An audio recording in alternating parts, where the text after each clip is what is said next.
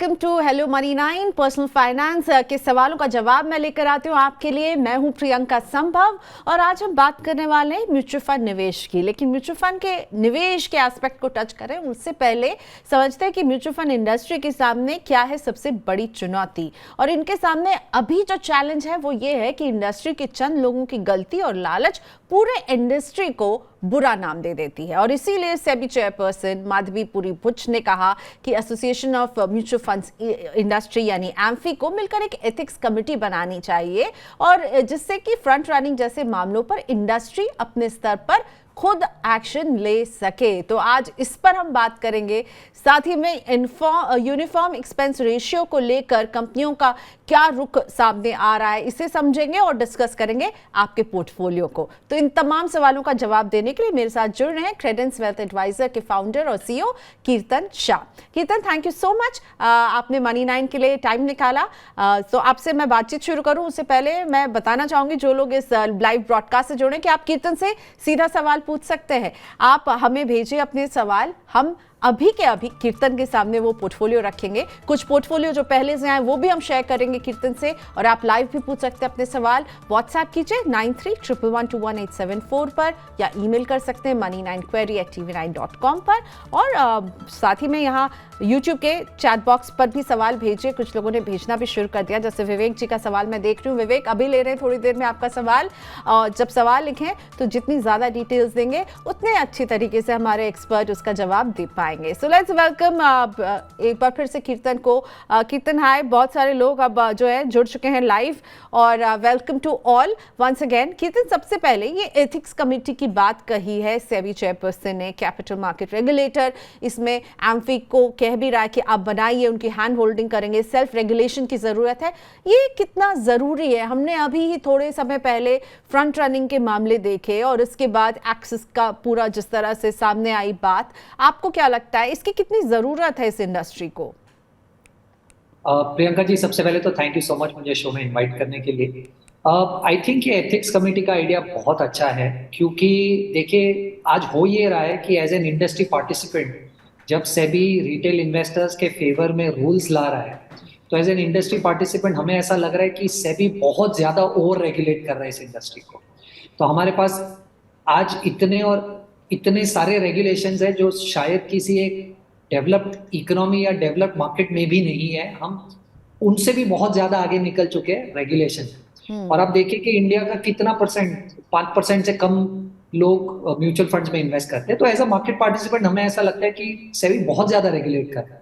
पर सेबी के अगर नजरिए से देखें तो उनका तो काम ही है ये करना, और वो इसलिए ये करते हैं क्योंकि आप देखिए जितने पार्टिसिपेंट्स हैं उसमें से कोई एक पार्टिसिपेंट भी गलती कर जाता है तो एज अ रेगुलेटर सेबी को ये ध्यान रखना पड़ता है कि ये रिपीट ना हो।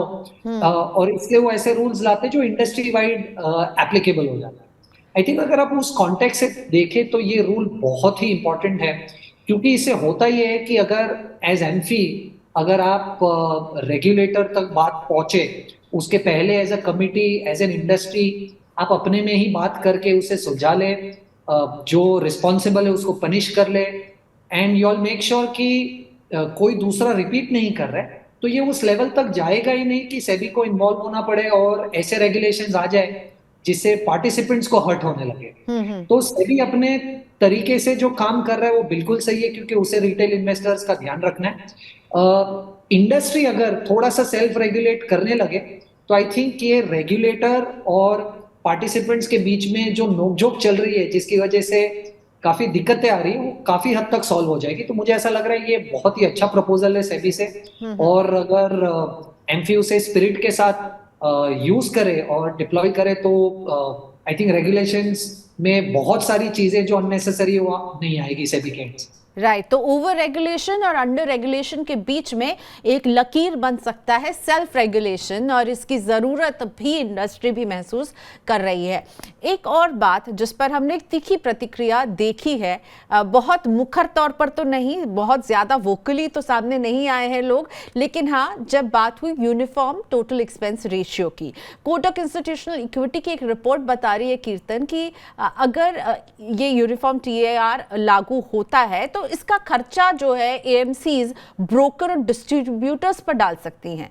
क्या ऐसा होता हुआ नजर आ रहा है आपको? क्योंकि इसका कॉस्ट तो देना ही पड़ेगा एएमसी को ना, अगर इसको हम यूनिफॉर्म कर देंगे और स्कीम वाइज नहीं, कंपनी के AUM के हिसाब से जब होगा तो प्रियंका जी, सबसे पहले तो ये जानना जरूरी है कि जो छोटी एएमसीज है उनको बहुत ज्यादा फर्क नहीं पड़ेगा, क्योंकि उनका एएमसी लेवल पे उतना AUM ही नहीं है जो स्कीम्स को उतनी तेजी से अफेक्ट करेगा। पर जैसे लार्ज एएमसीज है, उनकी स्कीम्स पे बहुत बड़ा इम्पैक्ट आ सकता है।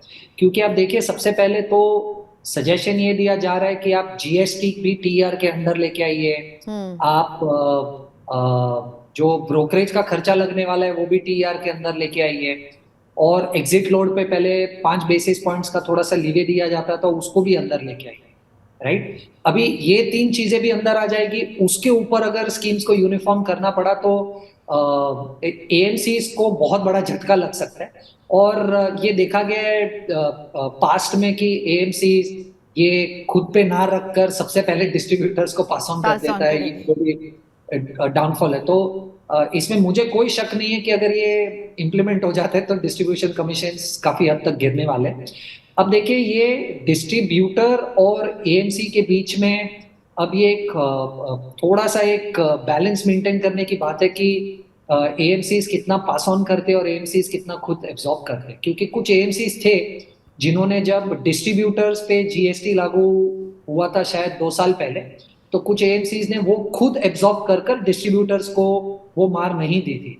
पर इस बार मुझे ऐसा लग रहा है कि बहुत ज्यादा रेडिकल चेंज आएगा इतनी सारी चीजों की वजह से, तो शायद एएमसी ये सब एब्जॉर्ब ना कर पाए। और कुछ एएमसीज हमने देखा है कि वो जनरली एब्जॉर्ब करते भी नहीं है, वो डिस्ट्रीब्यूटर्स को दे देते हैं। तो डेफिनेटली डिस्ट्रीब्यूटर कमीशन पे इम्पैक्ट आएगा। ओके अब ये बताइए, मैं आपका एक व्यू पॉइंट समझना चाह रही थी। ये टोटल एक्सपेंस रेशियो को जो रैशनलाइज करने के लिए सेबी बात कर रही है, एज ए रिटेल इन्वेस्टर मेरे लिए तो ये अच्छी खबर है ना? 100% आपके लिए अच्छी खबर है, क्योंकि मान लीजिए आज अगर एक बड़ा एएमसी है जो कुछ लाखों करोड़ों का AUM मैनेज कर रहा है, वो जब एक नया NFO लेके आता है तो वो NFO का कॉस्ट बहुत ज्यादा होता है, क्योंकि वो नया स्कीम है और आज तक TER स्कीम लेवल पे डिस्कशन हो रहा था। पर अब वो बड़ा AMC कितने भी नए NFOs लेके आएगा, क्योंकि ओवरऑल उस AMC का AUM बहुत ज्यादा है और स्कीम लेवल पर नहीं, कंपनी लेवल पर TER ब्रैकेट्स डिसाइड होने वाले, तो उस NFO पे भी कॉस्ट बहुत कम हो जाएगा। तो ये एक एग्जाम्पल है कैसे नए NFOs लॉन्च किए जाते थे AMC की तरफ से, कि ये एक नया फंड है, उस नजरिए से लोग देखे और उसमें ज्यादा पैसा वो इकट्ठा कर सके और पूरा इकोसिस्टम ज्यादा पैसा कमाए। अभी वो सब ज्यादा हद तक बंद हो जाएगा, क्योंकि ये AMC लेवल पे TERs लागू हो जाएगी। राइट, और अभी हमने जैसे बात की कि ब्रोकर और डिस्ट्रीब्यूटर्स पर, एजेंट्स पर अगर इसका भार पड़ेगा, तो क्या वो एंड यूजर पर किसी तरह का कॉस्ट जो है पास ऑन कर सकते हैं क्या इस पूरे चार्जेस के इंफ्रास्ट्रक्चर में? एक्चुअली प्रियंका जी, नहीं कर सकते, क्योंकि अगर आप सेबी का डेफिनेशन देखें तो उसमें बहुत कैटेगोरिकली मेंशन किया गया है कि अगर आप RIA है तो आप फीस चार्ज कीजिए, अगर आप डिस्ट्रीब्यूटर है तो आप कमीशन से पैसा लीजिए। एज अ डिस्ट्रीब्यूटर आप कमीशन के ऊपर फीस चार्ज नहीं कर सकते, क्योंकि वो RIA करता है, और एज एन RIA आप फीस के ऊपर डिस्ट्रीब्यूशन कमीशन नहीं कमा सकते। तो ये सेग्रीगेशन तो बहुत अच्छे से किया हुआ है, तो मार तो डिस्ट्रीब्यूटर्स को पड़ेगी।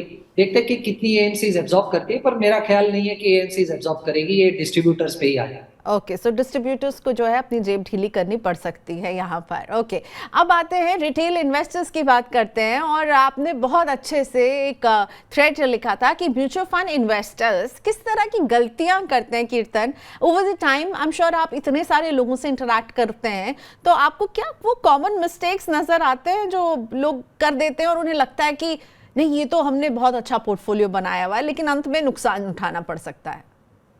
Priyanka ji, thank you so much कि आपने ये क्वेश्चन निकाला। इस शो के द्वारा मैं होप कर रहा हूँ कि बहुत सारे लोगों को पहुंचा पाऊंगा ये मैसेज। देखिए, 3 मेजर गलतियां हैं जो ऐसे तो मैं बहुत देखता हूँ, पर 3 मेजर है जो बहुत कॉमन है। मेरे पास महीने में 100 पोर्टफोलियोज रिव्यू करने आते होंगे, तो 90 में ये मिस्टेक्स होती होगी। राइट, सबसे पहले तो आप NFO में पैसा लगा देते हो।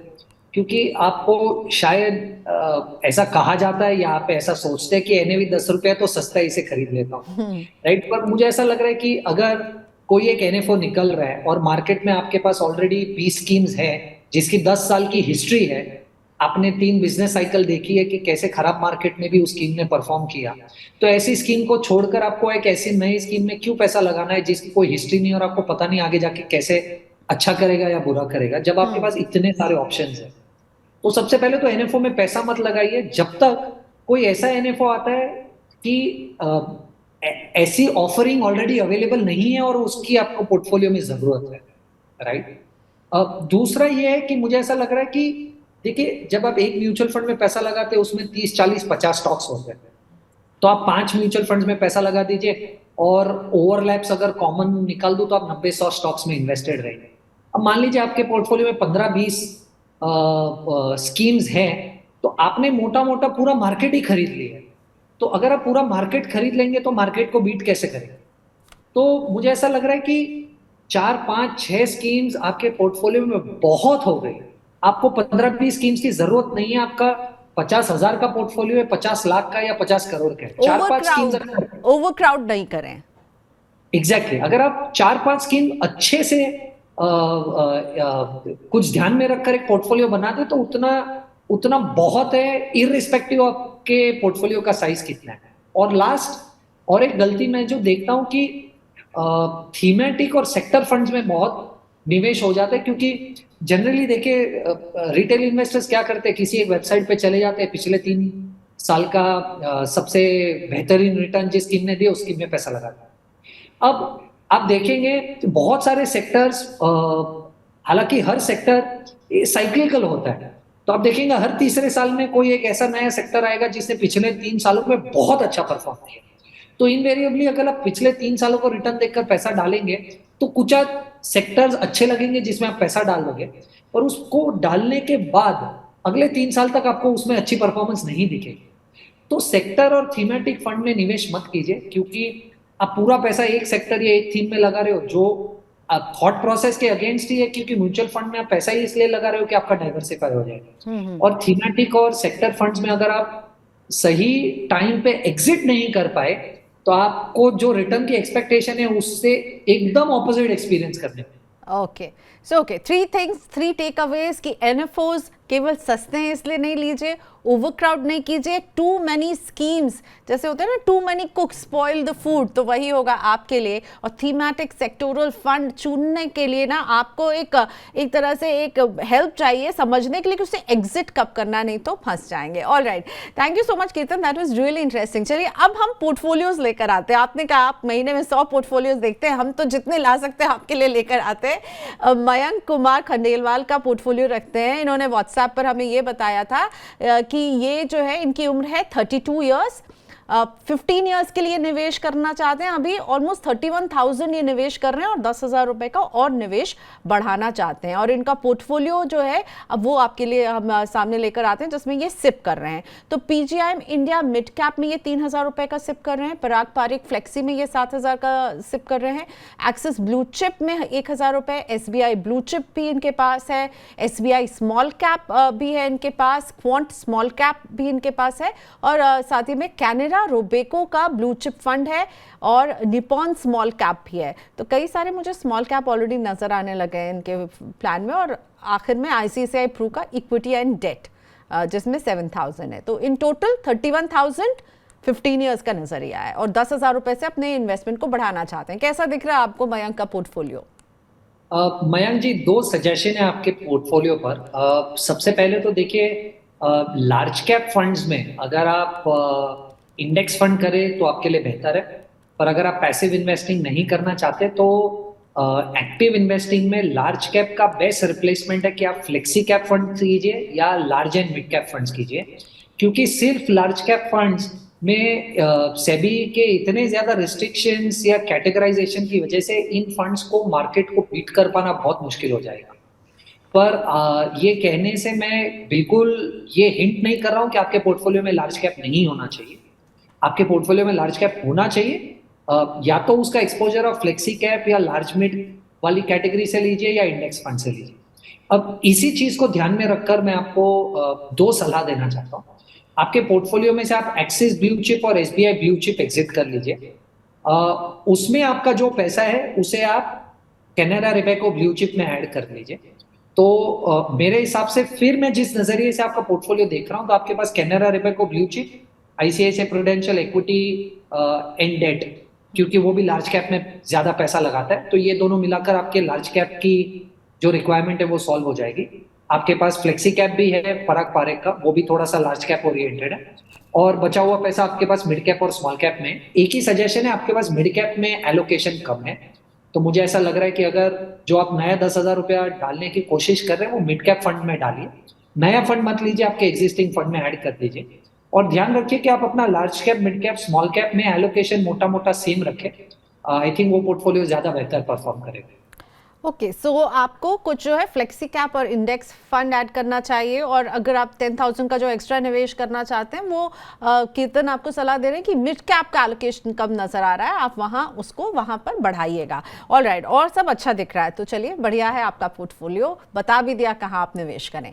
राजेंद्र का सवाल लेती हूँ और ये पूछ रहे हैं द मोस्ट हैपनिंग एनएफओ जो अभी आया, एचडीएफसी डिफेंस फंड 5 साल का नजरिया है, कैसा है कीर्तन? पहले ही आप सर हिला रहे हैं क्या एचडीएफसी डिफेंस फंड के बारे में सुनकर? थोड़ा सा बताइए, काफी एक्शन रहा, काफी इंटरेस्ट जनरेट किया इस फंड ने। देखिए प्रियंका जी, आपने जब मुझे वो क्वेश्चन पूछा था ना कि एनएफ क्या कॉमन गलतियां हैं, हाँ। राइट, ये आप देखिए एएमसी के अगेंस्ट कुछ नहीं है, पर देखिए उनका बिजनेस है, पर हमारा पैसा लग रहा है तो हमको समझने की जरूरत है। कोई भी एक थीमेटिक या सेक्टर एनएफओ कब आता है? एक थीमेटिक या सेक्टर एनएफओ दो ही वजह से आता है। अगर पिछले एक आध साल में, 6 महीने में, 18 महीने में उस सेक्टर ने बहुत एक्शन दिखाया है, तो एएमसी उस सेक्टर का फंड लेके आ जाएगा, क्योंकि एएमसी को पता है कि हर किसी को इस सेक्टर में निवेश करना है, तो आज अगर मैं एनएफओ लेके आऊंगा तो इसमें अच्छा पैसा मिल जाएगा, राइट। या एएमसी उस समय पे ये फंड को निकालने की कोशिश करता है जब बहुत सारा चैटर चल रहा है। चैटर का मतलब है, आप देखते हो बहुत सारे डिस्कशन चल रहे इस सेक्टर को लेकर, तो एएमसी को लगता है आज अगर इस फंड को लेके आ जाएंगे तो अच्छा पैसा जोड़ पाएंगे। तो मुझे ऐसा लग रहा है कि इन एनएफओ से अगर आप दूर रहे तो अच्छा है, क्योंकि इसमें 2 गलती है, 3 में से मेरी 2 गलती है इसी फंड में। एक तो ये एनएफओ और दूसरा ये सेक्टर है। तो अगर आप एग्जिट नहीं कर पाएंगे इसमें से, तो ये फंड थोड़ा सा आपके पोर्टफोलियो में चिपक जाएगा। तो मैं थोड़ा सा I am not very keen of investing money. Okay, so पहले ही गलतियों में आइडेंटिफाई किया था कीर्तन ने, ये जो सेक्टोरल फंड होते हैं, क्योंकि उसमें आपको थोड़ा सा एग्जिट टाइमिंग का ख्याल रखना है, नहीं तो आप उसकी गलत साइकिल में फंस गए तो फिर नुकसान ही होगा। थैंक यू सो मच कीर्तन। 2 सवाल आने रुक नहीं रहे, सो मैं यही कहूंगी कि अगले शो में हम कुछ और सवालों को शामिल करेंगे।